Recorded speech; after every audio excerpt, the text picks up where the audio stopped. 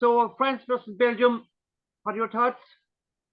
Yeah, two teams with big reputations, and sort of two teams that really haven't set the world alight in this tournament so far.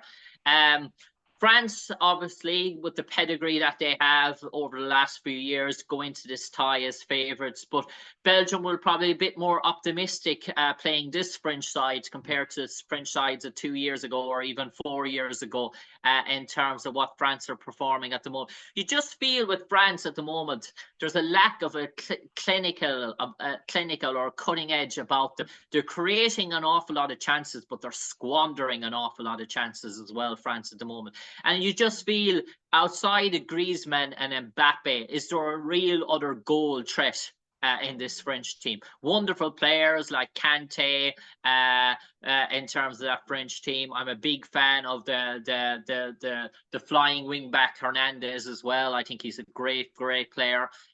Centre halves look fairly solid, but you look at goals and you're looking outside of Griezmann and Mbappe, is there goals in this sort of French team? And for me, probably down the line, I think that's where France's shortcomings might be. Belgium, for me, same old problems with Belgium. Too much loyalty to experience and senior players. De Bruyne has had a good tournament. I'd have my reservations about Lukaku. I think Opanda is coming off a terrific season there, and is probably falling foul to Lukaku's reputation. It looks like Lukaku is unpickable in terms of this Belgium team. So yeah, Belgium, a bit of a team, a mix of the old and the young in terms of that.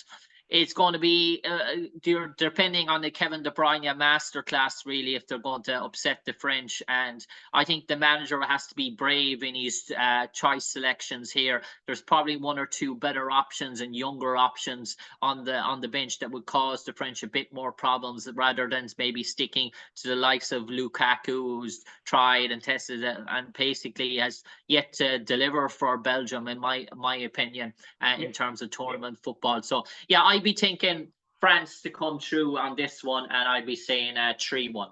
Yeah. Now, just a quick question on France, Jim.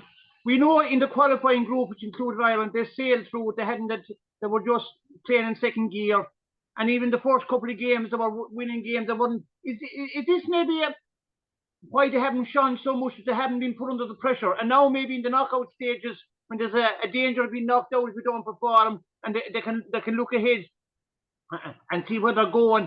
They're going to be, their target is to win the tournament. Let's be clear. Beating in the World Cup final, that will be their target. So, and will that be maybe helping France now they have to really produce the goods? They have the players.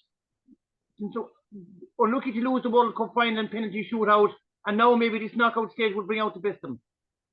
But there's an argument to that, Paul, as well, and you would say, yeah, the France were probably lucky to get the results against Austria, and probably by all right, Holland were very unfortunate with a disallowed goal that they could have easily lost to the Netherlands as well. So you could have been looking easy while France finished second in the group. You could be easily looking at France having both been beaten by Austria and Netherlands. That could have easily sort of happened as well for France in terms of, and Poland already knocked out with an awful lot to play for. You'd be thinking this is going to be a chance for France to blood a few people, for them to really open up against the Polish side, and it was a very sort of flat performance. So I don't think you can just really turn it on of a flick of a switch either.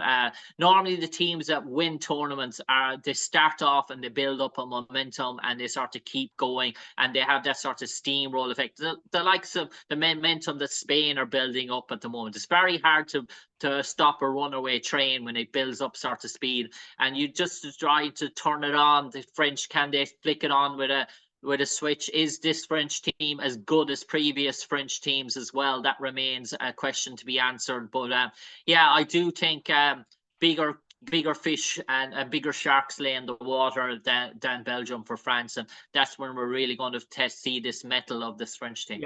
Yeah, Jim, just a final question. Traditionally in the past, Belgium have had great players, but sometimes there were individual players might have been trouble in the camp.